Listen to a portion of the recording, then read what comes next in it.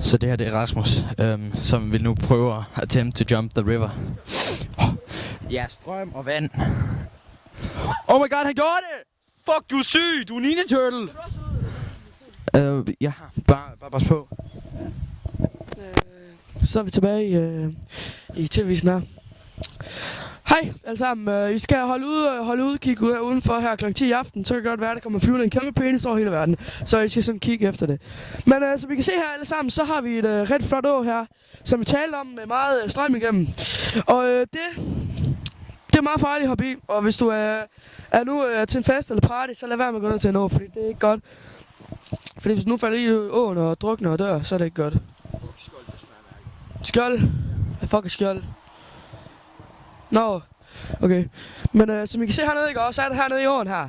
Der er sådan små dyr. Og det er dyr, ikke også? De er levende. Men nu vil jeg gå ind til land igen. Så nu er jeg inde på land igen.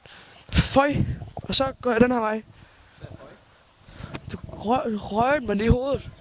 Det er fandme ikke lækkert. Ja. Men nu går vi videre sådan en vej, der hedder...